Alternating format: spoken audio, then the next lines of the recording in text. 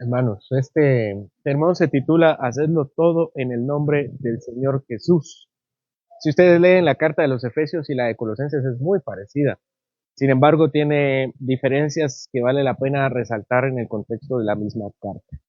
Y eso es lo que vamos a tratar de hacer en esta noche, entender realmente qué Pablo quiere de nosotros en el contexto de nuestra vida centrada en Cristo. Todos sabemos, al menos en teoría, quiénes somos en Cristo.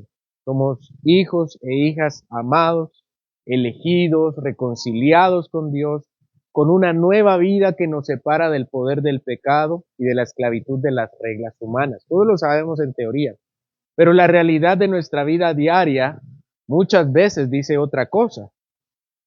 Cómo hablamos con los demás, cómo reaccionamos frente a los conflictos, cómo usamos nuestro tiempo, cómo usamos nuestras palabras, muchas veces no refleja la identidad que afirmamos tener. Es decir, hay una brecha entre lo que sabemos que somos y lo que realmente somos.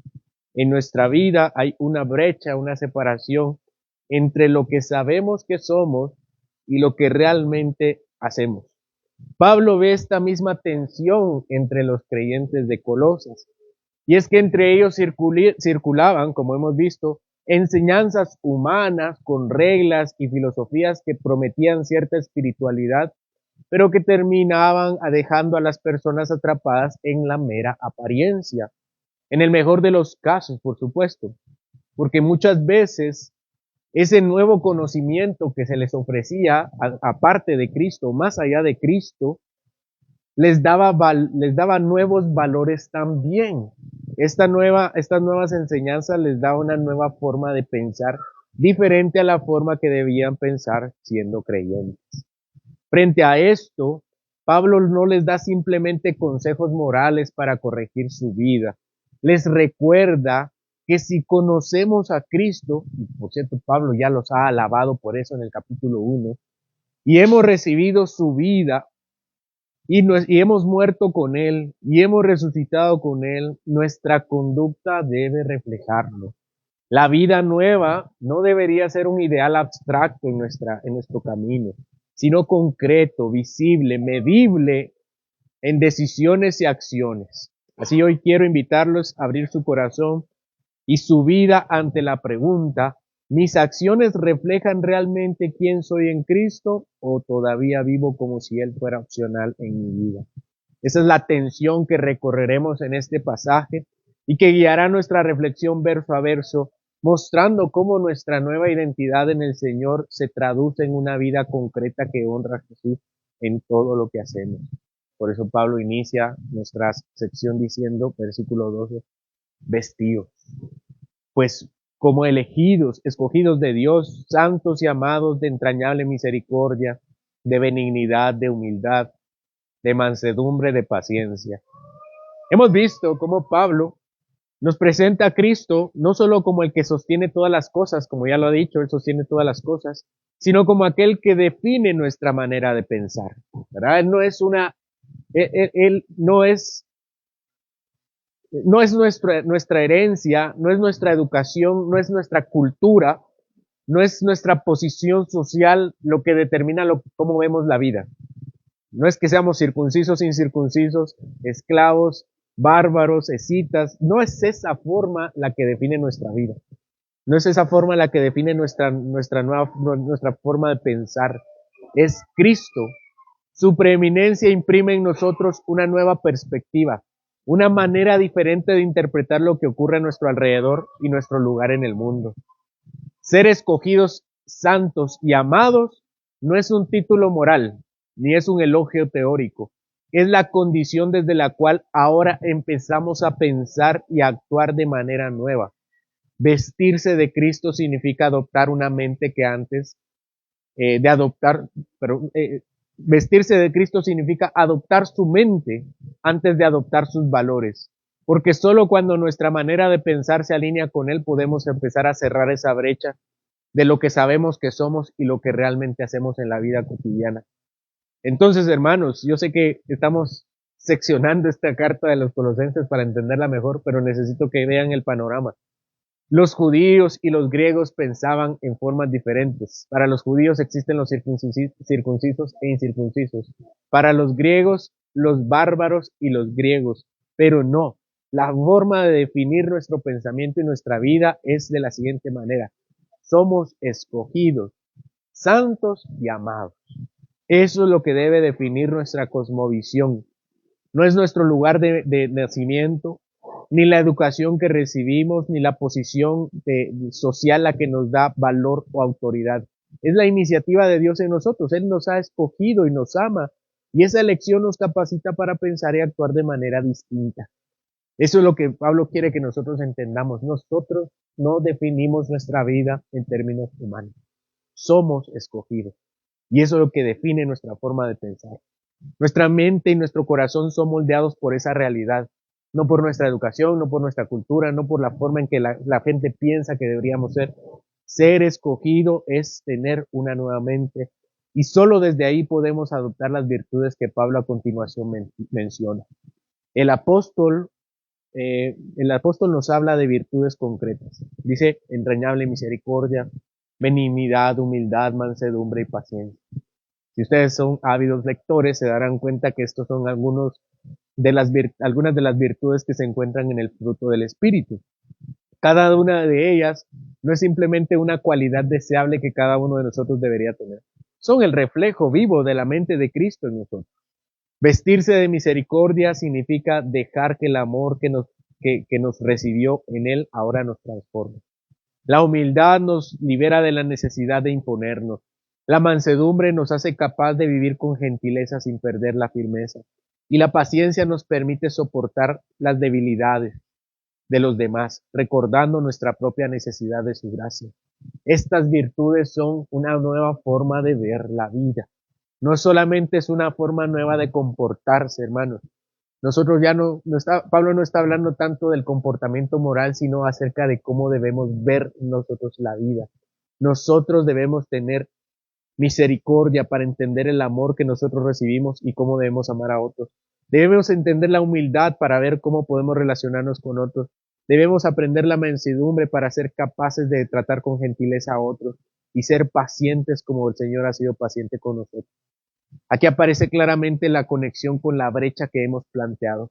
Sabemos que hemos sido escogidos, santos y amados, pero nuestra vida cotidiana no muchas veces refleja esa realidad. Vestirse de Cristo es ser consistentes, permitiendo que nuestra mente y corazón gobiernen nuestras actitudes, decisiones y relaciones.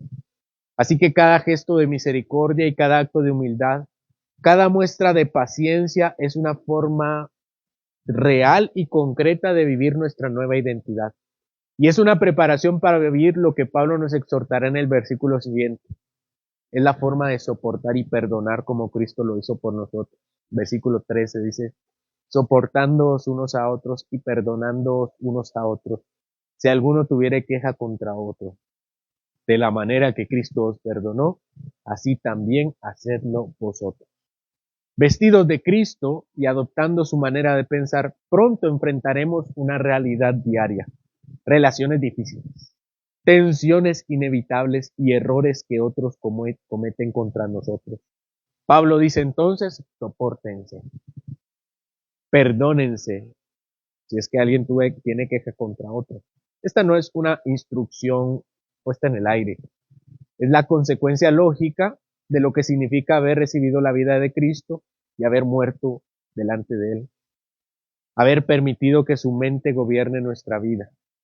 Soportar a los demás no es simplemente callarse las injusticias o las molestias, es una paciencia que reconoce que todos estamos en ese mismo proceso, que todos fallamos, que todos pecamos, y que nuestra respuesta hacia los demás debe reflejar la gracia que primero hemos recibido. Cuando alguien nos irrita, nos decepciona o nos hiere, la tentación natural es responder con enojo, barreras, distancia, resentimiento. Pero la vida nueva nos capacita para responder con paciencia y comprensión. Nosotros no somos como el mundo que tiene una comprensión vengativa respecto a las relaciones, a las equivocaciones en las relaciones. no porque seamos mejores que los demás, sino porque Cristo ha transformado nuestra mente y nos ha dado una nueva forma de ver las cosas. Perdonar es todavía más profundo. La palabra que Pablo usa ahí en el griego es literalmente dejar ir, o liberar o soltar, respecto a la deuda o la ofensa del otro. Así que no es un perdón superficial, tampoco es condicional, es un perdón que refleja el perdón completo que Cristo nos ha dado a nosotros. Cristo no solo nos perdonó nuestros errores, sino que los quitó de encima sin condiciones y sin medida. Esa es la medida que debemos aplicar en nuestras relaciones. Nuestro perdón no depende que los demás lo merezcan, sino de que nosotros hemos sido perdonados en Él. Sabemos quiénes somos en Cristo, conocemos su gracia y adoptamos su manera de pensar, pero nuestras acciones todavía pueden quedarse cortas. Puede que nuestra mente haya sido transformada, pero nuestros hábitos y reacciones y emociones viejas nos recuerdan que la transformación se hace visible solamente cuando lo puedo hacer en mi vida. Soportar y perdonar son estos actos específicos. No es la evidencia palpable de que la identidad de Cristo en mí no es solo una teoría. Además, el texto nos recuerda que no vivimos nuestra fe en el aislamiento. Nuestras relaciones diarias son el campo de batalla donde se prueba si realmente tenemos las vestiduras de Cristo. Soportar y perdonar mantiene la unidad de nuestra iglesia y evita que el egoísmo, que el rencor o que la competencia dañen el cuerpo de creyentes. Así que cada acto de perdón y cada gesto de paciencia es un hilo que teje nuestra iglesia en coherencia con la mente de Cristo. Hay un elemento que es intensamente pastoral en esta exhortación paulina. Soportar y perdonar no solo nos transforma a nosotros, sino que es un testimonio del Evangelio a quienes nos rodean. Cada vez que elegimos la gracia en lugar de una reacción instintiva, mostramos que nuestra vida tiene un patrón superior, que tenemos una forma distinta de pensar. Mostramos que nuestra vida tiene un dueño y que todo lo que hacemos sí puede hacerse en el nombre del Señor Jesucristo. No es una obligación impuesta, sino la consecuencia natural de haber sido transformado. Nuestro perdón y nuestra paciencia no son un esfuerzo aislado que se pierde en el olvido, sino la manifestación visible del pensamiento y corazón de Cristo en nosotros. De modo, hermanos, que Pablo no solo nos está invitando a tener nuevas acciones, nos está diciendo, sean congruentes con su nueva forma de pensar, piensen como Cristo. Soportar y perdonar es el puente entre la identidad que tenemos en Él y la vida práctica que refleja esa identidad. Así que las relaciones cotidianas y las situaciones conflictivas son oportunidades de cerrar esa brecha entre lo que sabemos que somos y lo que realmente hacemos. Demostramos que nuestra vida no está gobernada por las costumbres ni las tradiciones humanas, ni las filosofías que alguien puede imponernos. Yo siempre he dicho que muchas de las cosas que la gente hace las mira en las telenovelas. No, yo perdono, pero no olvido. ¿Eso dónde lo miras? En las telenovelas, ¿dónde más?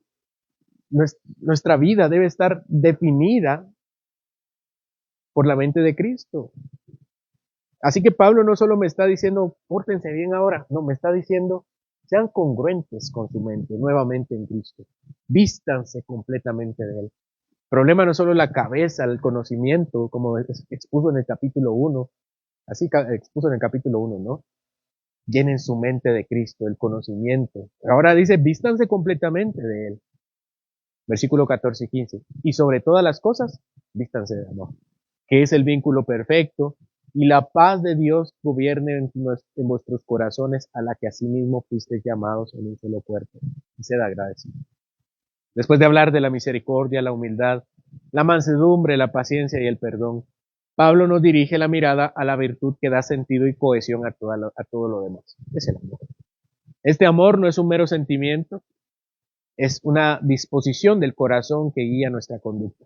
Es la fuerza y el motor que hace que todas nuestras virtudes se mantengan unidas y sean consistentes. No es solo una práctica, sino que el perdón nace del amor, la humildad nace del amor, la compasión nace del amor. No es solo cambiar nuestra conducta, es cambiar nuestro corazón. Vestirnos de amor significa que cada acto de paciencia y de perdón, cada expresión de humildad y compasión se convierte en algo duradero, que refleja esa identidad que ya tenemos en Cristo. Y es que no depende que los demás se lo merezcan, sino que nosotros hemos recibido eso y hemos sido transformados con esa nueva forma de ver las cosas. Así que cada acción nacida del amor tiene autoridad y tiene ese poder transformador. Mantiene firme nuestras relaciones, suaviza todo tipo de conflictos y nos permite vivir de manera consistente con lo que sabemos que somos. Cuando Pablo lo llama el vínculo perfecto, nos está mostrando que el amor no solo conecta las virtudes entre sí, es el vínculo de las virtudes, sino que es el vínculo de la iglesia frente a las pruebas y los errores humanos, frente a los pecados unos contra otros. El amor es el que nos lleva a perdonarnos y el que nos lleva a tolerarnos y el que nos lleva a ser humildes unos con otros. Es el pegamento que hace que la vida cristiana no se deshilache, que cada virtud cobre sentido y que nuestras acciones reflejen de manera visible la mente de Cristo. Vean el versículo 15. Y la paz de Dios gobierne vuestros corazones, a la que asimismo fuisteis llamados en un solo cuerpo, y sed agradecidos. Porque después de vestirnos de amor, Pablo nos recuerda que la paz de Dios debe gobernar nuestro interior. La palabra gobernar aquí en el griego sugiere una acción de ser nuestro Señor. Es su gobernante, es su dueño. Que la paz de Cristo dirija nuestras decisiones y pensamientos. Esta es la seguridad firme de que en Cristo somos sostenidos y perdonados y aceptados. Esta paz da estabilidad a todo lo que hacemos. No importa si perdonamos y nos lo devuelven, no importa si somos humildes y nos lo devuelven, la paz de Dios gobierna nuestros corazones y podemos estar tranquilos que las decisiones que tomamos son las decisiones correctas porque son las decisiones de Cristo. Cuando gobierna en nosotros, nuestras palabras y actos reflejan esa madurez que Pablo está alabando en los Colosenses en el capítulo 1. Pablo agrega que fuimos llamados a la paz en un solo cuerpo. Es que la vida cristiana no es un proyecto solitario. La paz de Dios no se experimenta en lo privado.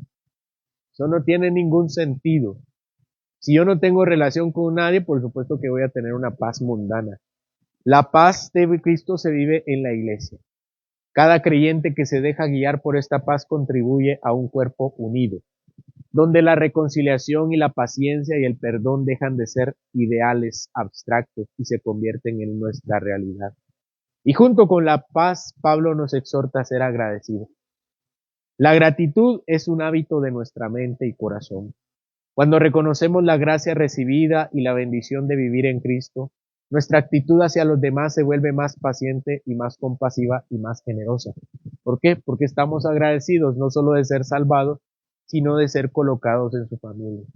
La gratitud nos protege de la amargura y nos ayuda a mantener un corazón dispuesto, listo para vivir según la mente de Cristo. Versículo 16. La palabra de Cristo mora en abundancia en vosotros, enseñándoos y exhortándoos unos a otros en toda sabiduría, cantando con gracia en vuestros corazones al Señor con salmos e himnos y cánticos espirituales. Pablo nos conduce ahora a la fuente que da forma y sustento a toda la vida cristiana.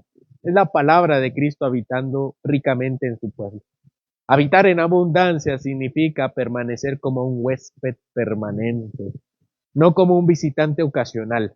La palabra debe impregnar nuestra mente, guiar nuestra conciencia y sostener nuestra fe, de manera que todo pensamiento y acción se encuentren orientados en esa habitación. Si Cristo es la cabeza de la iglesia, su palabra es el pensamiento que dirige el cuerpo. Esa habitación de la palabra produce un efecto inmediato en la iglesia. Dice acá que produce enseñanza y exhortación mutua. La iglesia no se edifica en las opiniones personales, eso ha quedado claro, ni en las tradiciones ni de las opiniones que un creyente con muchas buenas intenciones puede inventar, ni con las tradiciones que un creyente con un buen corazón pueda sugerir, sino de corazones saturados de la Escritura. Cuando la palabra llena al creyente, se convierte en el lenguaje natural de la comunión cristiana, en conversaciones, en los consejos, en vivir juntos. De esa abundancia brota también el canto. Pablo describe 3 términos: salmos, himnos y cánticos espirituales, que señalan las diferentes formas de designar a los mismos cánticos inspirados en el Salterio, porque todos son, y solo ellos, los cantos del Espíritu, los que dio a la Iglesia. Debemos evitar el error de interpretar estas tres palabras como términos distintos. Salmos, himnos y cánticos es una forma usual de designar a los salmos, como lo es milagros, señales y prodigios, o sabiduría, conocimiento e inteligencia. El mismo Pablo en el Colosenses lo dice, fortaleceos en poder y potencia, es lo mismo. Enseñando y exhortando, es lo mismo. El sinónimo es una forma muy judía y paulina. Así, el Señor nos manda a que estos 150 cantos que tenemos en la Biblia no nacen del ingenio humano para servir de instrucción, mucho menos busca ser emotivos e intentar tocar la sensibilidad del otro. Es la voz de Dios puesta en los labios de su pueblo, el instrumento de la instrucción. En ellos recordamos sus obras, confesamos nuestra fe, suplicamos su ayuda, celebramos su gracia y su gobierno. Este canto, sin embargo, no se reduce a la música audible. Pablo dice que debemos cantarlo con gracia en nuestros corazones. El énfasis está en la actitud interior. Un corazón agradecido, consciente de la misericordia recibida, canta de modo aceptable al Señor. Es la vida entera rendida en gratitud la que convierte un salmo en adoración verdadera. Así la palabra que habita y la instrucción que edifica y el canto que exalta forma parte del mismo cuadro. Es una iglesia gobernada por la voz de Cristo. Una comunidad donde lo que se cree y lo que se canta está en perfecta sintonía y donde la adoración no es un adorno, sino la expresión genuina de una vida que existe para glorificar al Señor Jesús. Y termina nuestra porción, versículo 17. Y todo lo que hagáis, sea de palabra o de hecho, hacedlo todo en el nombre del Señor Jesús, dando gracias a Dios Padre por medio de Él. Hay frases que cierran todo un programa de vida, y esta es una de esas frases. Pablo acaba de hablar de la palabra de Cristo que habita en nosotros, de cánticos que se elevan, de corazones que se llenan de gratitud. Esto cierra la idea con un golpe de martillo, termina de clavar el clavo en nuestra vida, suelta una frase que no deja lugar a dudas. Todo lo que hacéis, todo. Uno puede imaginar la reacción de la iglesia de Colosas al escucharlo. Alguno pensó, Pablo, todo, incluso lo que hacemos cuando nadie nos ve, incluso en lo más cotidiano como cocinar, comprar o conversar. Y la respuesta es un sí contundente. El Evangelio no se conforma con un rincón de la vida, no se contenta con un domingo o con los ratos de oración. Reclama todo. La fe se convierte en una especie de filtro. Todo lo que hacemos y decimos debe pasar por el Evangelio y salir limpio, marcado con un sello de Cristo, un sello de aprobación.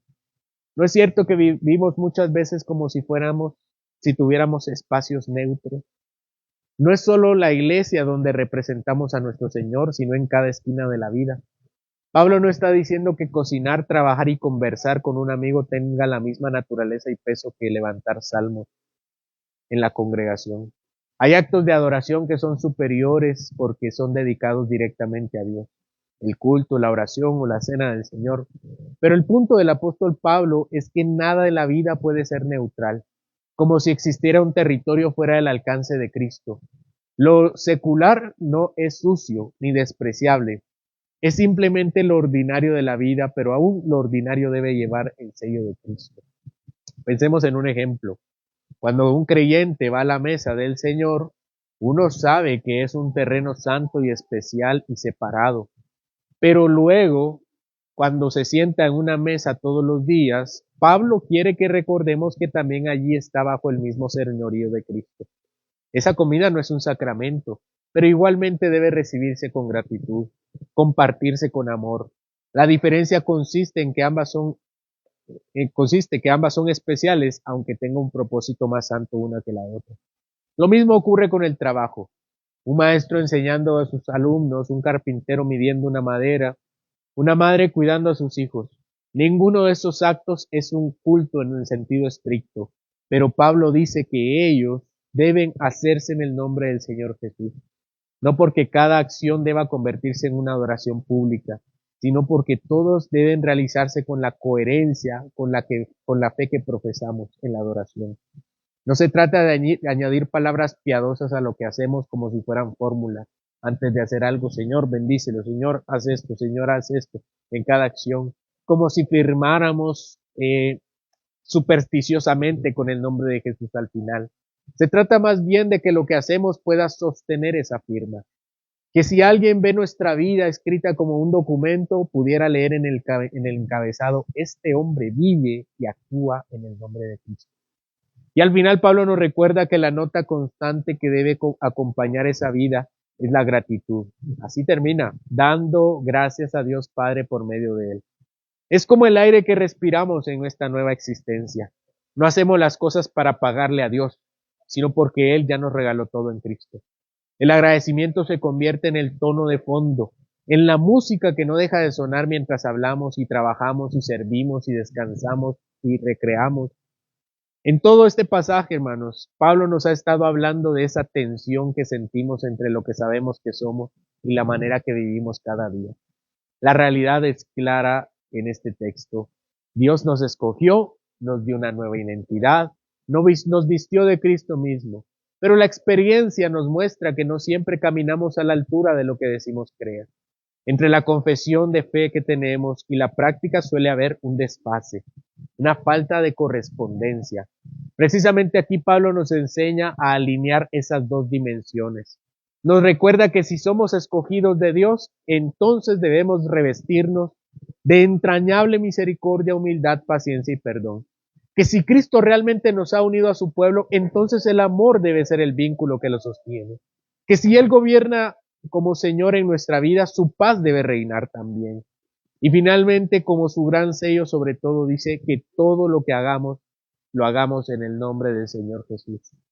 Este sermón y esta porción del texto no es simplemente un manual, no es un simple manual de comportamiento. Pablo no está repartiendo consejos morales. Pablo está mostrando cómo la vida cristiana se trata de cerrar la distancia entre lo que sabemos y lo que hacemos, entre la verdad de nuestra identidad en Cristo y las acciones concretas que llenan nuestros días. No existen compartimientos reservados para nosotros y para Dios. No hay palabras ni actos fuera de su nombre. Lo santo y lo común, lo pequeño y lo grande, todo debe responder al mismo señorío. Hermanos, Pablo no está aquí para ofrecernos un consuelo fácil, ni para enumerar buenas acciones. Nos enfrenta a una verdad que nos suele incomodar. Muchas veces lo que profesamos en conocer a Cristo no se refleja en nuestra vida. Sabemos que somos escogidos, revestidos, que debemos tener entrañable amor, debemos conocer su paz, experimentar su paz, escuchar su palabra, habitar en su palabra y que su palabra habita en nosotros. Sin embargo, nuestra práctica diaria revela otra cosa. Es fácil, si nosotros somos apercibidos por el Espíritu y somos honestos con nosotros, es fácil reconocer la incoherencia en nosotros. El hermano que se irrita con facilidad, el amigo que guarda rencor, el compañero que busca su propio interés. Pero la pregunta que Pablo nos lanza a cada uno de nosotros es más dura. ¿Qué pasa acerca de mí? ¿Cuántas de nuestras palabras y nuestras acciones contradicen lo que confesamos creer? Cantamos salmos y oramos, pero hablamos también con amargura. Mostramos paciencia en el culto, pero nos irritamos con nuestra familia. Predicamos el perdón y la compasión, pero retenemos resentimientos. Esa es la hipocresía que el pasaje denuncia, y no hay disfraz que la oculte. La ironía es que la incoherencia ocurre justamente donde tenemos claridad espiritual. No se trata de ignorancia, hermanos, porque conocemos la enseñanza. Hemos recibido la instrucción de Cristo, y aún así seguimos actuando según nuestro viejo hombre. La diferencia entre lo que sabemos que somos y lo que realmente hacemos es evidente, y es más evidente para quienes están a la par nuestra. Es como si nuestras palabras dijeran una cosa, pero nuestro corazón y nuestras acciones contaran otra historia. Así que Pablo nos confronta con esto de manera ineludible. No hay compartimientos neutrales en la vida de creyente. Cada palabra, cada gesto y cada decisión le pertenecen al Señor Jesucristo. Y no solo las acciones, el espíritu que acompaña las acciones y sus intenciones y sus deseos. La hipocresía surge cuando pretendemos que algunas cosas queden fuera de su señorío, cuando actuamos según nuestros criterios en lugar de hacerlo en su nombre. Y ese compartimiento, aunque sutil, corroe nuestra vida espiritual y nuestras relaciones y nuestra iglesia. Debemos reconocer honestamente estas incoherencias, admitir nuestra tendencia a vivir doblemente y permitir que Cristo, a quien ya conocemos y en quien confiamos, gobierne de manera completa. No estoy hablando de un perfeccionismo legalista, sino de buscar una fidelidad concreta, que lo que sabemos de Él en la mente y en la fe se traduzca en una vida coherente, donde nuestras palabras y nuestras acciones, desde lo más santo hasta lo más común, reflejen su señorío. La misma voz que nos confronta en esta noche con nuestra incoherencia, también nos recuerda que tenemos un Salvador que nos cubre y nos transforma. No dependemos de nuestra fuerza ni de nuestra disciplina para cerrar la distancia entre lo que sabemos de Cristo y lo que hacemos. Ese es el error de las tradiciones y las filosofías, que nos exigen mucho pero no pueden capacitarnos. Sin embargo, con Cristo es todo lo contrario. No tenemos que cambiar nuestra moral, tenemos que cambiar nuestra mente y entonces nuestros actos cambiarán. Y aun cuando no puedan cambiar, es el mismo Cristo que nos perdona y nos transforma. Jesucristo murió por nuestros pecados y resucitó para justificarnos.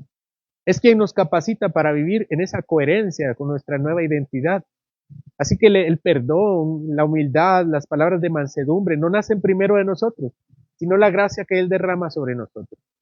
Vivir en el nombre del Señor Jesús no significa intentar imitarlo perfectamente como modelo moral, porque es imposible, sino rendirnos a Él como Salvador y Señor, permitiendo que su autoridad y su gracia y su espíritu gobiernen nuestra vida entera. Y sólo así podremos imitarlo, no al revés.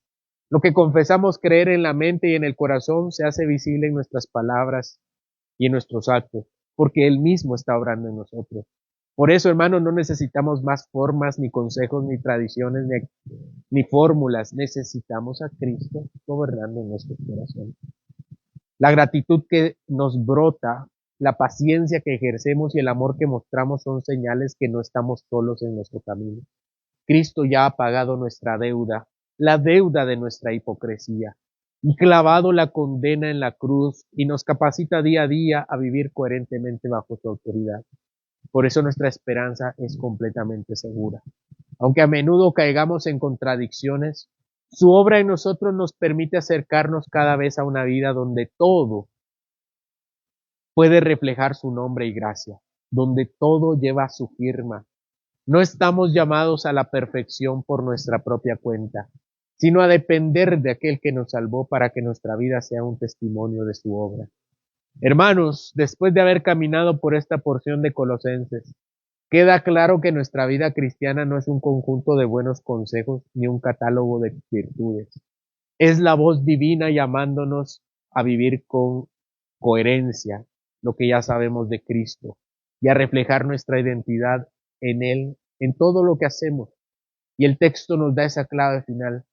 Todo lo que hacéis, hacedlo en el nombre del Señor Jesús. Cuando alguien nos hiere, nos falla o actúa de manera injusta, tenemos delante la oportunidad de responder con paciencia y con compasión. No se trata del esfuerzo superficial de portarse bien, sino dejar que su misericordia guíe nuestras palabras y actitudes. En esas ocasiones podemos decidir escuchar antes de reaccionar y ofrecer el perdón, aunque la otra persona no lo espere. A ser pacientes, amándonos, perdonándonos. En momentos de frustración, incomodidad o cansancio podemos practicar esa gran paciencia y perdón que recibimos. Cuando sentimos la tentación de imponernos o de buscar siempre nuestro propio beneficio o defender nuestro orgullo, podemos elegir en lugar de eso la humildad y la mansedumbre. No significa renunciar a nuestra dignidad, sino de responder de manera diferente a lo que el mundo enseña, cediendo, escuchando y entendiendo antes de juzgar. En conversaciones tensas, en decisiones difíciles, en conflictos cotidianos, permitir que Cristo moldee nuestra forma de actuar. El amor debe ser ese vínculo que sostiene todo lo demás, no como un sentimiento, sino lo que mantiene unida la paciencia, la mansedumbre y el perdón. Nuestro amor se hace visible en los detalles cotidianos, en cómo tratamos a nuestros hijos, cómo escuchamos a nuestros amigos, cómo apoyamos a quienes atraviesan dificultades. Cada atención tomada en amor refleja esa coherencia. La palabra de Cristo debe habitar